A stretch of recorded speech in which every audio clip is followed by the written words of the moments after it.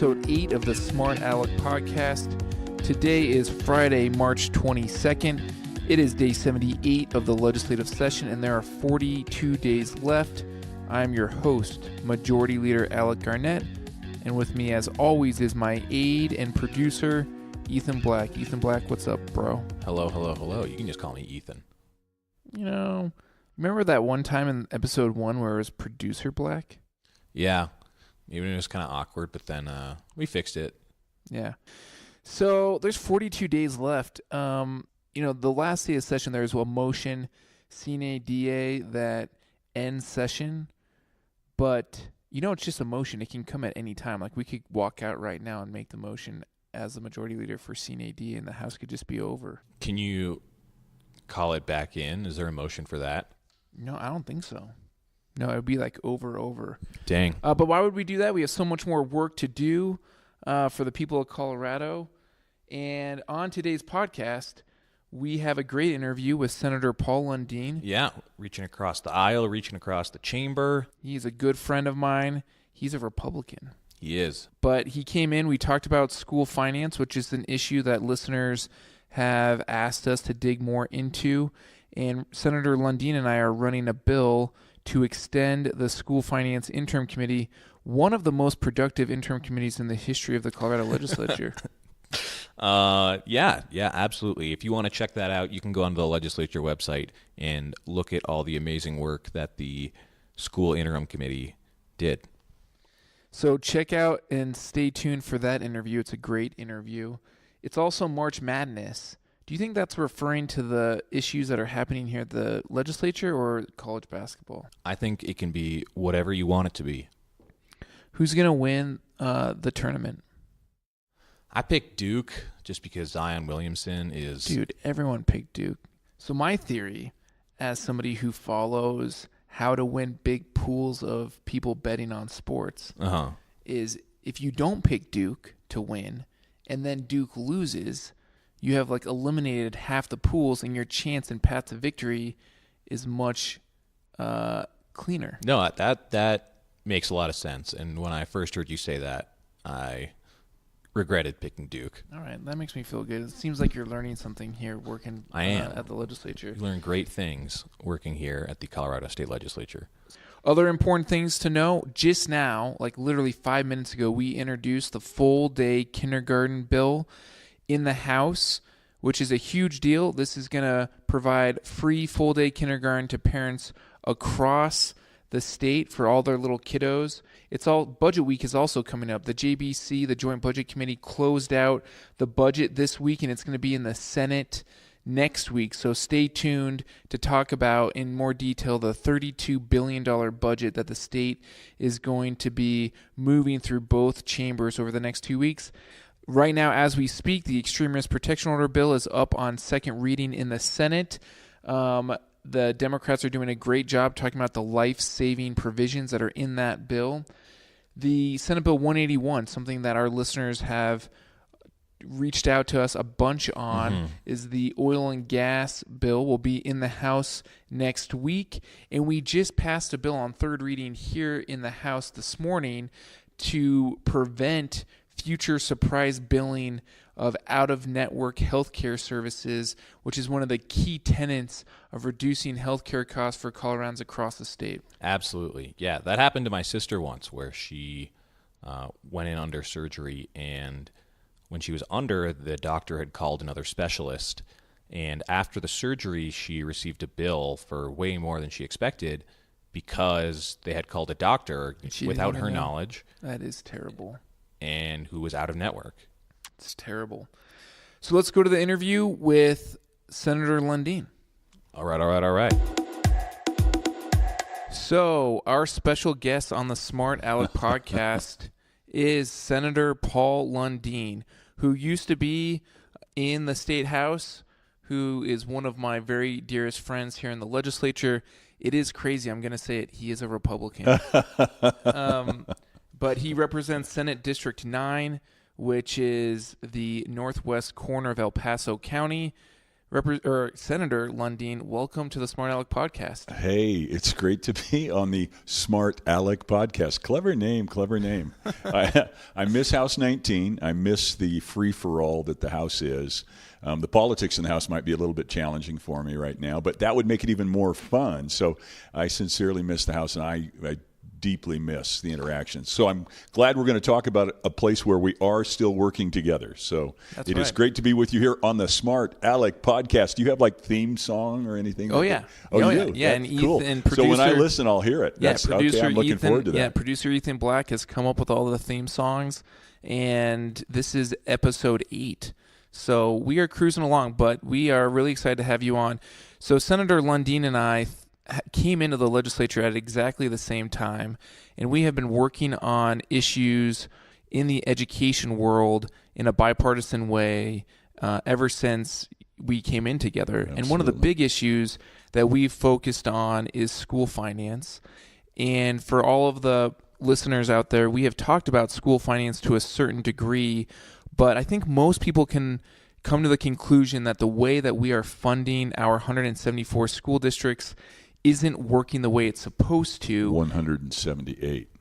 100. What did I say? 74. 178, really? But go ahead. Yeah, it is 178. The theme is correct. You just you were off by 4 That's in the weird. number there. That's why we're a good team. We are a good We keep team. each other honest, on track, and thinking about good policy. Go ahead. You were saying important things. So we are working on a bill that has made it through the Senate unanimously and made it out of committee last night. Senate Bill 94, which extends the school finance interim committee. Talk a little bit about the interim committee, talk a little bit about school finance, and talk a little bit about your hopes for where we go in the future. Wow. Aleck, I really appreciate that. And my hopes start here. As you said, we did some big education stuff together, and I hope this is an echo or a repeat, if you will, a return engagement of a big issue. The first issue that we took on was building what I would describe, and I think you would describe it as well, as a nation-leading student data privacy law. Big stinking issue. And that was an enormously heavy lift. We worked for a long time. We built something out, and it was acknowledged nationwide. There was some national press on that when we got it done. I would hope that this effort, the rebuilding of the school finance model and the school finance formula in Colorado, which hasn't been really taken on in toto since 1994. Were you even born in 1994? Yes, I was born. There we go. Yeah, producer Ethan Black was only born in 1994. I was 12. I was 11 in 1994. But I was already long in the tooth by then. But the point is, it has been forever since we've looked at how we finance education in Colorado. And that's so important because the way you finance education drives the policy and the processes and the things you do. And quite frankly, the world is a whole different place today than it was in 1994. And thinking about creating opportunities to make more granular, to make more specific, to make more about students and less about the system is exactly where we're at. It would be my hopes that we can do some important things like that. And it would bring us, quite frankly, into the 21st century. Let's think about the 22nd century as we're doing this, but it would drag us kicking and screaming, quite frankly. There's a political set of challenges around this, but it would drag us into the 21st century. So that's the big framing in my mind. Yeah, no, and I agree with that. And I think what we can agree on is what you just said, which is the school finance formula has got to be reflective of the student, has got to reflect the needs of the student.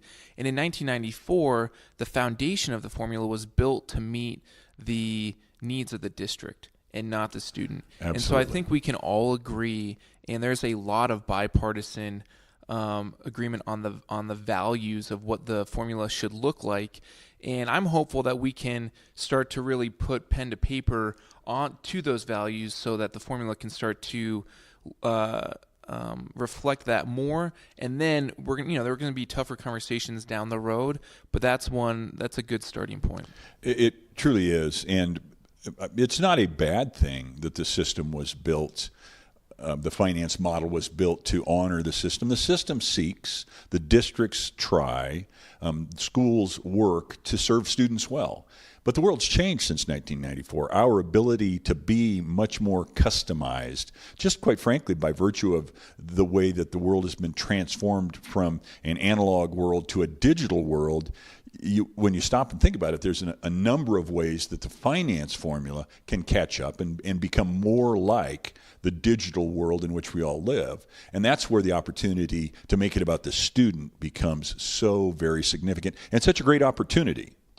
Yeah, no, I think that's right. And so Senate Bill 94 puts one more year on the clock for the School Finance Interim Committee to continue to meet. One of the things that was really important to me, and I know is important to you, was the fact that this committee maintained its bipartisan makeup, that there's 5 Democrats and there's 5 Republicans. We have been working on this committee for 2 years. There have been moments of lots of progress. There have been moments where we haven't made as much progress. But kind of sounds like politics and policy. You lurch forward, you slide back, you lurch forward. We certainly have felt that on this particular committee over the last 2 years. Right, and I look forward to finding a Democrat in the House to serve on this committee. Yeah, I think we found him. His name is Smart Alec Garnett. But I think the hope is that we get to a place where not only the legislature breaks down this formula so it's less it's less focused on the multiplying factors, that if one changes, it can really disrupt how much money a district gets. And we break it down so it's much more easily understood. The money flows in a much more accurate manner to the districts to reflect the needs of the kids. And so that the public can understand, how does the state move nearly $4 billion through the 178 school districts? And the $4 billion is a start. When you add it all up, when you plus it all up, I've got a nifty little cheat sheet here in front of me. In this year, we'll be spending $13.5 billion, and this is the information coming off the Colorado Department of Education website. Now, that's all sources. That includes capital expenditures, that includes debt service, that includes everything. But quite local frankly, share, too? Yeah, absolutely. Local share, state share, federal money, everything that's flowing in. All sources will spend $13.5 billion on the students in Colorado. We're just under 900,000 students. That's about $15,700 per student. All sources. I'm clear about this. But the reality is that's a big number, and doing it better, optimizing the way we spend that money to make it about the student is the big goal. And I think we start an agreement there. Now, I can tell you're not rolling your eyes at me, but you have question in your eyes. You want to challenge some of these numbers and to be completely candid, not all these numbers are accessible. We can't get at the debt service piece and redirect that necessarily. Those are commitments that have been made. But I think it's important that the people of Colorado understand really the big investment that we do make in public education, which is why it's so important that we actually update the formula and do it in a way that honors the students and makes it about the students. No, I get that. I think I would push back a little bit on lumping all of those. This is why we work well together. Push back. Let's go. Right. Lumping all of those line items together to then get at a per pupil number is, I don't want us to mislead, not mislead. I don't want us to It's a sophisticated conversation. Let's keep it sophisticated. I agree with you. I don't want it to inaccurately reflect dollars that are in the classroom that are helping those kids meet their educational needs. But it's an important conversation because there are things in the school finance formula like cost of living and size factor that we don't have a lot of conversations about here in the building. And out of the $4 billion state share, that is about $2 billion worth of that chunk. And so as we go through the process of redeveloping the formula, we're going to get to a place where at the very end of this conversation, there is going to be a question of, do we have enough money in the system already to meet the the needs of the students. Is the formula underfunded or is it adequately funded? But we aren't there yet, in my opinion. I think we have to get our values built into the formula first, and then we're going to get to a place where we have that conversation, because I believe the formula is underfunded. I think you believe there's a lot of money, like you just said, in the system. Right. And if we redirect it, then we can meet those needs. And I think that's the discussion that is going to take place in the school finance interim committee. I completely agree. There's some problems that exist in the existing formula that we can get at, and you mentioned two of them that are not necessarily achieving what they were intended to achieve: size factor and the cost of living adjustment factor. Cost of living adjustment factor, counterintuitively, was intended to make it easier for the districts to serve in more challenging locations. The reality is it's having a kind of a counterintuitive negative effect. And what I would say with regard, sounds like we're getting called to the floors here, but what I would say with that is, I think what was intended to happen with regard to that was to serve students in perhaps sparse areas where it was harder to get teachers in, more expensive perhaps to get teachers in. The way it plays out, places that are attractive to teachers, where it's easier to attract teachers, are getting a plus up in dollars, whereas places that are remote and hard to get teachers into, we're not getting the dollars there. So the reality is, we should look at a sparsity factor. And if a student's in an area that is sparse, it's harder to serve, that maybe that's where the money should plus up, instead of an area that the cost of living is a little higher, but it's an attractive place to live, say Aspen, a place like that where the cost of living's high, no doubt. But it's easier to attract teachers into that because there are other things that pull them in. The other comment I'd make is, I think it's really important that we be forward-looking.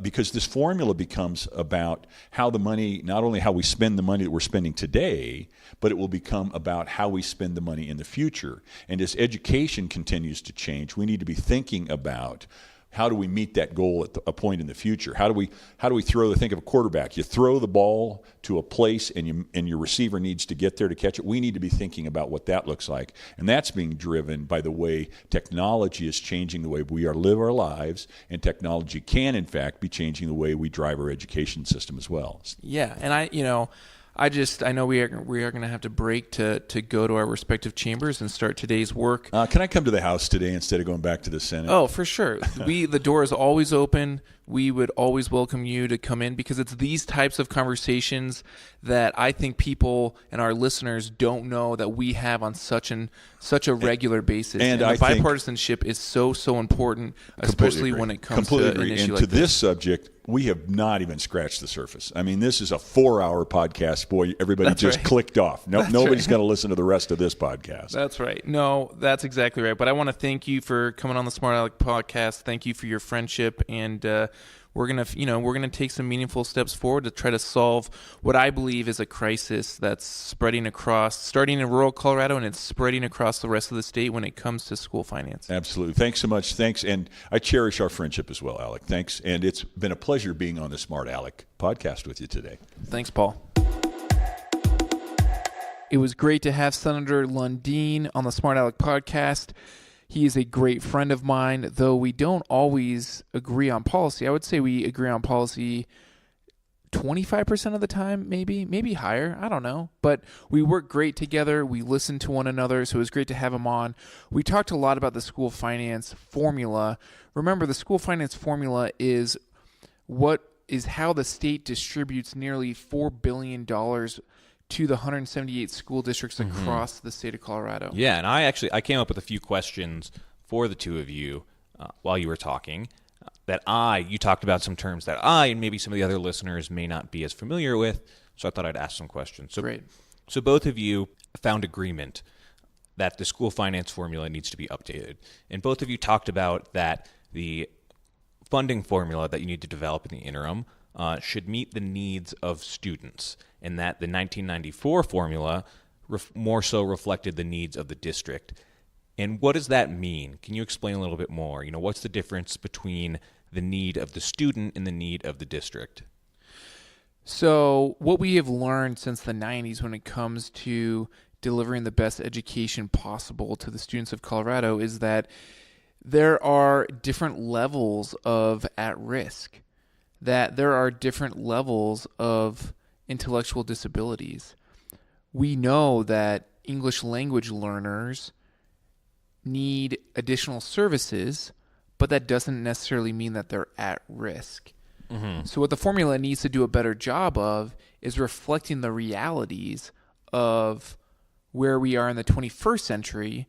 And Senator Lundeen talks a little bit about where are we in the 21st century? Where we know that if you are an English language learner, these are the services that you need to be successful and to catch up with your peers. That if you're at risk, that doesn't just mean that you qualify for free and reduced lunch. That means there are a lot of other factors that come into you being deemed at risk. And if you need additional services, the state should be giving the district the money to provide you with those services, but that it's more multi-layered than just one factor. And if you have an intellectual disability, we know that could be a huge range of services that you may need, and it should be a much more accurate prescriptive identification to reflect what the district is actually needs to provide you the services that you need to be successful. Could that theoretically incentivize districts to prescribe kids as higher need or with more intellectual disabilities? That is something that has come up, and that's a huge issue. We don't want to stigmatize intellectual disabilities, and there are ways that the state can build in safeguards. And I personally don't believe that the districts would go in that direction. Okay. Yeah. But it's an important point. Yeah, and what is that? How is that different? What does the current formula reflect? How does the current formula not meet those standards? Because it's not like there weren't people with English language learners and intellectual disabilities in the 90s. No, that's true, but what it does is it doesn't have a multi-layered approach. It doesn't try to meet the accuracy of the real need. It just has one factor. So if you are deemed at risk, that could be because you're an English language learner, period. Yeah. But what if you are an English language learner that is also from a low socioeconomic background? That's two factors, but the way that the formula acts now is it just counts you as one factor. So shouldn't the formula be more accurate to identify the separate needs of each individual student and reflect the student and what the student needs so that the district has the resources that they need to provide you, the student, with the attention that you need to be successful? Yeah, that makes a lot of sense. So moving on, the House just introduced a Tabor reform bill, a reform bill on the Taxpayers' Bill of Rights, which in many ways limits the amount of money the state of Colorado is allowed to collect through taxes.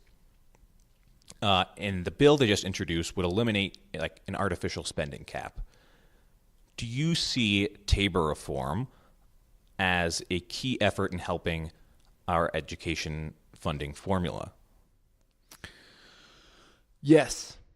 It's a great link. I totally agree with that because I believe that the formula is underfunded.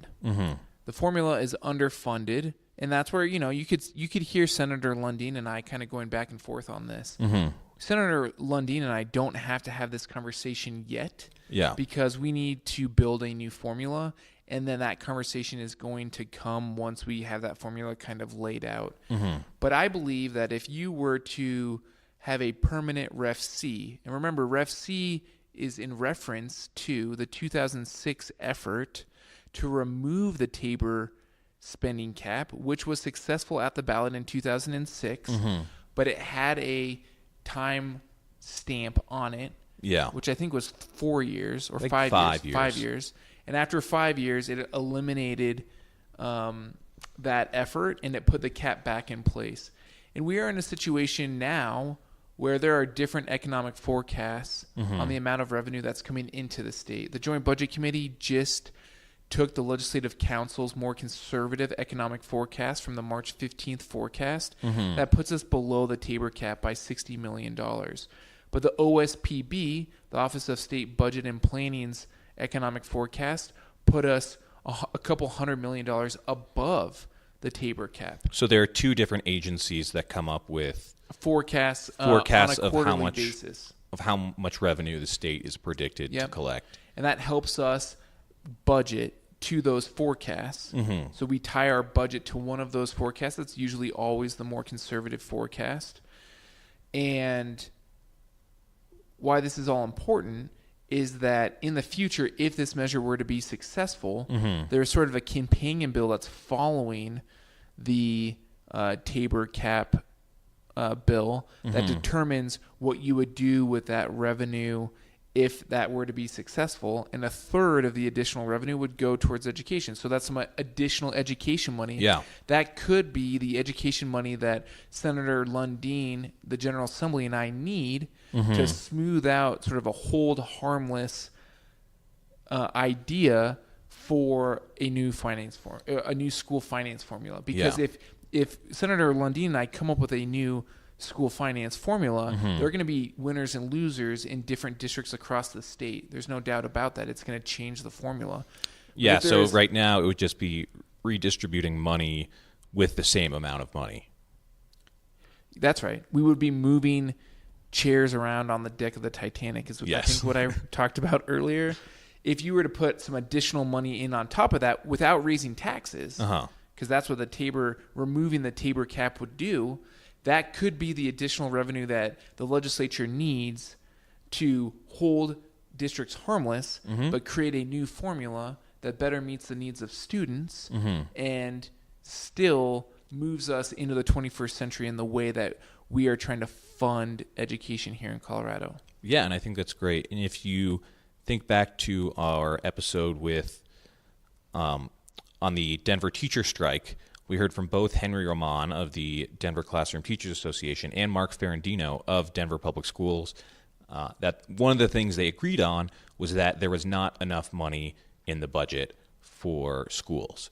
And that was one of the main contentions of the teacher strikes. So with something like this bill, this Tabor reform bill that would take away the spending cap, that would satisfy a lot of needs and a lot of desires on many sides of the education realm. Yeah, and you are right. We are making historic investments in K-12 education this year in the budget that is going to start making its way through the process. The way that the Joint Budget Committee closed out their budget currently has historic investments in K-12 education, but you're absolutely right in terms of tying back to that previous conversation, which is it was clear from both sides of the picket line that that there wasn't enough money in there to meet all the needs, and there needed to be some balancing out. And so the Tabor cap conversation is a part of that. The way that we budget here in this for the future year is part of that as well.